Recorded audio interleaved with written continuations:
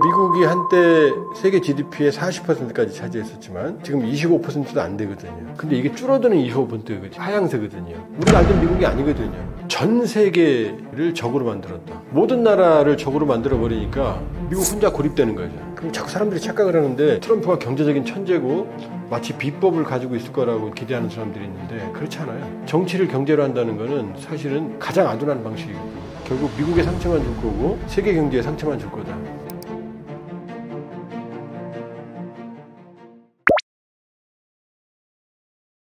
농담 하나 하면 관세가 영어로 텍스죠. 관세. 근데 잘못하면 이게 관에 들어가는 세금이 될 수도 있어요. 양날의 칼이거든요.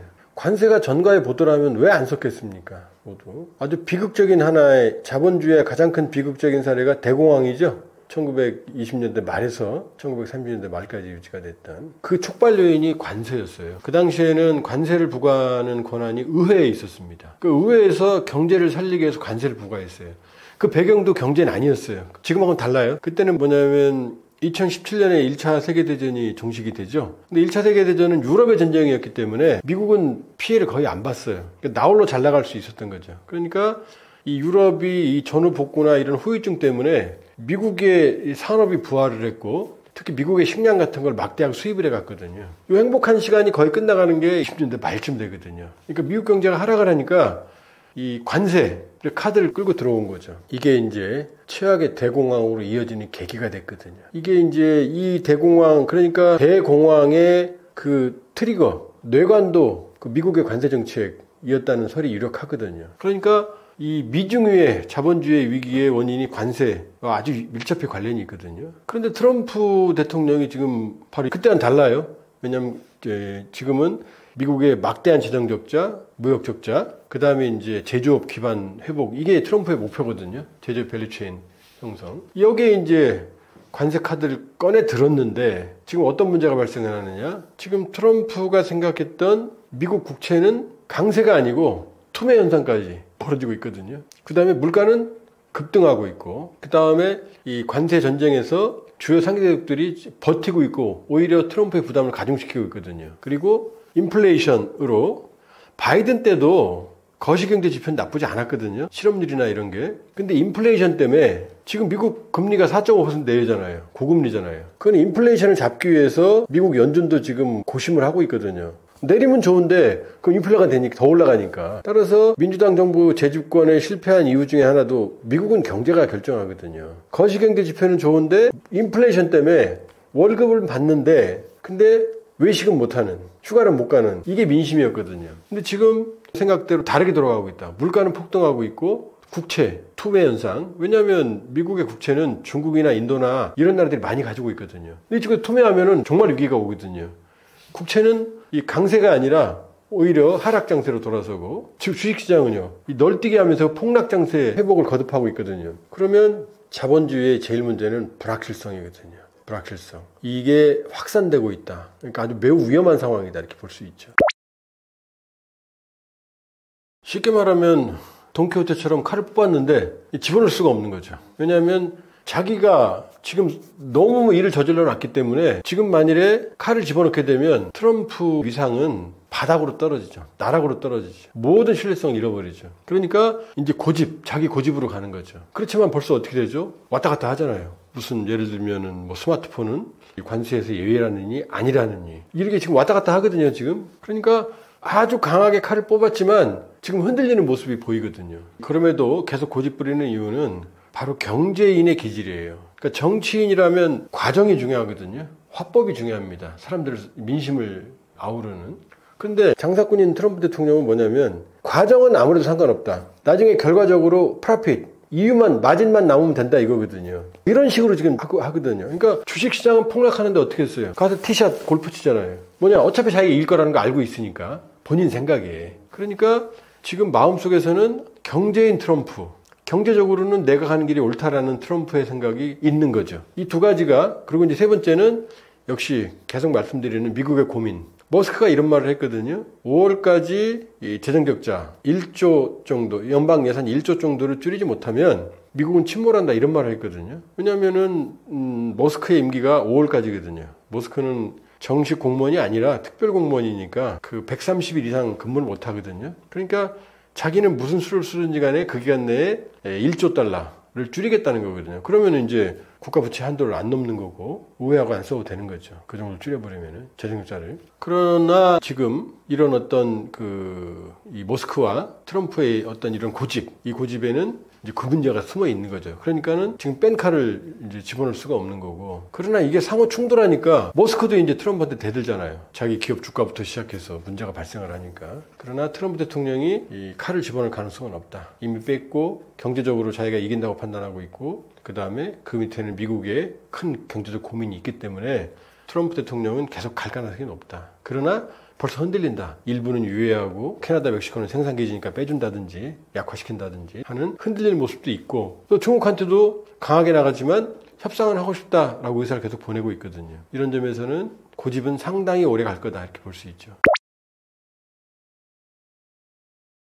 미국은 언제나 제국주의였어요. 미국이라는 제국과 기타 등등의 나라들이었거든요. 근데 흔들리는 미국이 된 거죠. 사실은 팍스 아메리카나의 선셋, 일몰, 저녁이라고 볼 수 있어요. 더 이상 팍스 아메리카나 시대는 안 올 거다. 마가는 불가능하다. 왜냐하면 세계는 점차 다극화하고 있거든요. 아직도 미국이 세계에서 절대적인 위상은 강하지만 상대적인 지위는 줄어들고 있거든요. 그러니까 미국을 살리겠다라는 건데 사실은 바이든도 같은 생각이었어요. 근데 방식이 다르죠. 뭐냐면 바이든은 동맹을 중시했거든요. 그건 동맹이 이뻐서라기보다는 미국이 전 세계의 질서를 유지하기 힘드니 동맹과 힘을 합쳐서 민주주의 진영 연대를 해서 중국, 러시아, 사실은 중국이죠. 중국을 잡자 이거였거든요. 예전 같지 않은 미국이 바이든이었죠. 트럼프 대통령은 내가 예전처럼 힘을 세지려면 돈을 내놔 라고 해서 돈을 받아가겠다는 거거든요. 그러니까 목표는 같았어요. 둘 다 마가였어요. 근데 바이든이 화장을 한 예쁜 척하는 미국이라면 트럼프는 화장 안 한 민낯의 미국이라고 보면 되거든요. 그러니까 미국이 한때 세계 GDP의 40%까지 차지했었지만 지금 25%도 안 되거든요. 그래도 어마어마하죠. 근데 이게 줄어드는 25%거든요. 하향세거든요. 그러니까 트럼프 대통령은 수단과 방법을 가리지 않고 다시 미국의 위상 마가를 하겠다는 건데, 바이든도 역시 미국 세계 유일한 제국으로서의 위상을 유지하려면 마찬가지였다. 다만 트럼프 대통령의 방식은 아주 거칠 뿐이다. 피하 구별이 없고 동맹에 대한 존중도 없고, 그러나 흔들리는 미국, 팍스 아메리칸 시대의 종말, 이게 사실은 트럼피즘의 배경이거든요. 그러니까 1기 때 이어서 2기 때 다시 트럼피즘이 돌아온 건 뭐냐? 결국 흔들리는 팍스 아메리칸 시대의 전역, 이게 미국인들의 상실감으로 이어졌고, 이게 트럼피즘이 광풍을 부는 하나의 배경이 됐던 거거든요. 그러나 문제는 뭐냐면 모든 제국은 폭력만 갖고 세계를 지배하지 않습니다. 로마는 자기들이 지배했던 모든 영역에 종교와 자치권을 부여했었고, 대부분의 지역에. 몽고도 고려를 굴복시켰지만 고려 왕조를 유지시켜줬거든요. 중국이 뭐 지금은 세계의 소프트파워의 한계를 보이고 있지만 아주 긴 시간 동안 아시아의 중심, 세계의 중심이었던 건 중국의 발달된 문명, 그 다음에 유교라고 하는 소프트파워가 있었기 때문이거든요. 그러니까 모두가 다 이 조선시대, 고려시대 다 어떻게 했어요? 베이징, 연경, 남경 이런 데로 달려갔잖아요. 선진 문물을 배우러. 그리고 이 중국의 왕이 죽으면 청나라, 명나라, 우리 왕조가 같이 상복을 입었잖아요. 왕까지 상복을 입고 곡을 했거든요. 그 이유는 뭐냐? 물론 지금으로 보면 자존심 상하는 사대주의죠. 그 이유는 선진 문물이 있었기 때문이거든요. 상대방을 설득할 수 있는 문화적인 파워가 있었기 때문이거든요. 그러니까 예전에 우리 젊을 때 뭐 반미, 전두환 군사정권을 지지했던 미국에 대한 적대심 이런 게 있었지만 결과적으로는 대부분 사람들이 미국으로 유학을 갔거든요. 그 미국의 파워였거든요. 그런데 그 트럼피즘은 그 미국의 소프트 파워를 버리고 있다. 결국 민주주의, 평등, 인권, 보편가치 이런 걸 버리고 있거든요. 우리가 알던 미국이 아니거든요. 그럼 결과적으로는 어떻게 되죠? 미국은 제국의 위상, 제국을 유지했던 소프트 파워를 잃게 될 거다. 중국이 절대로 미국을 대체할 수 없는 건 뭐냐면 그 소프트 파워가 없기 때문이에요. 유교를 대체할 수 있는 현대적 가치가 없거든요. 지금 중국의 소프트 파워는 이름이 뭐죠?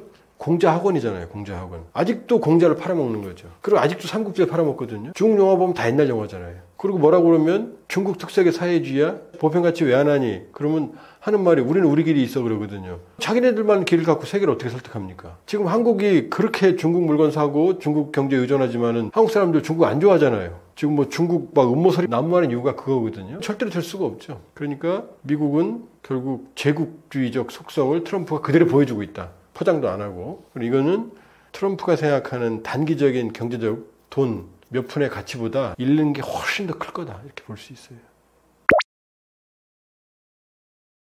이제 미국이라는 강적과 싸우기 위해서는 이 상대국들도 힘을 합쳐야죠. EU도 단합하고 있잖아요. 중남미 33개국 그렇게 각자 이해관계가 다르고 서로 으르렁거리고 하지만 일단 미국이라고 하는 공동의 적이 생겼잖아요. 공동의 적이 생기면 뭉치죠. 부부싸움 하는데 옆집에서 술 취한 사람이 문을 때려부시면 어떻게 되죠? 부부가 합심하죠? 그거 똑같은 겁니다. 그리고 트럼프의 정책은 모두에게 좋을 거다 이렇게 말하지만 그게 아니에요. 폭력적으로 경제적 이해관계를 강요한 거거든요. 그러니까 트럼프의 관세 정책에 밀리게 되면 결과적으로는 그 나라 경제는 피폐해질 수밖에 없고, 그리고 중남미 33개 국가들이 하나하나는 약하지만 이게 통합이 되면 이게 거대한 힘을 발휘하거든요. 당장 멕시코만 해도 사실은 미국이 캐나다, 멕시코를 주요한 생산 기지로 활용을 하거든요. 옆에 붙어 있으니까 생산 단가가 싸니까. 멕시코만 해도 미국이 고통스러워할 많은 생필품들을 지고 있거든요. 그것만 흔들어도 미국 시단의 물가가 어마어마하게 올라가거든요. 물론 관세 정책뿐만이 아니었지만 계란 때문에 얼마나 미국이 그 값이 올라서 괴로웠어요. AI 뭐 이런 거긴 하지만 그거는 약과다. 만일에 미국의 소비의 상당 부분을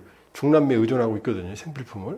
그럼 이 나라들이 모두 뭉쳐버리면은 트럼프 대통령도 당하기 어렵죠. 그러니까 트럼프 대통령의 패착은 뭐냐면 전 세계를 적으로 만들었다. 보편 관세잖아요. 모든 나라에 부과하는 거잖아요. 그러니까 주요 타깃만 하는 게 아니고 모든 나라를 적으로 만들어 버리니까 미국 혼자 고립되는 거죠. 그리고 이제 지금은 이제 중국만 145%고 나머지 국가들은 90일간 관세를 유예했잖아요. 원래 중국을 잡으려는 목표가 아니에요. 원래 전 세계를 대상으로 싸우다 보니까 힘에 벅차니까 일단 중국 한 놈만 잡자 이렇게 옮겨간 거거든요. 원래 계획은 이게 아니었다고 봐요. 그렇게 본다 그러면은 트럼프의 패착은 뭐냐? 전 세계와 지금 싸움을 하고 있다. 그런 점에서는 처음부터 조금 심하게 말씀드리면 저는 뭐 경제학자, 전문 경제학자는 아닙니다만 처음부터 무모한 싸움이었다. 그리고 자꾸 사람들이 착각을 하는데 트럼프가 경제적인 천재고 마치 비법을 가지고 있을 거라고 지금 기대하는 사람들이 있는데 그렇지 않아요. 제가 보기엔 아주 아둔한 방식입니다. 정치를 경제로 한다는 거는 사실은 가장 아둔한 방식이거든요. 뭐 트럼프 대통령 이런 얘기 싫어하겠지만 저 자주 얘기했으니까 결과적으로 트럼프의 해법은 통하기 힘들 거다. 결국 미국에 상처만 줄 거고 세계 경제에 상처만 줄 거다. 트럼프의 고민은 이해한다. 그러나 그렇게 해서 저런 방식으로 관세라는 정책으로 문제를 해결했으면 대형적으로 왜 몰락했겠습니까? 저런 방식은 아니다. 좀 더 건강한 방식을 선택을 했어야 되는데 이미 트럼프 대통령은 너무 늦었다. 모든 걸 회복하기에는 이렇게 볼 수 있어요.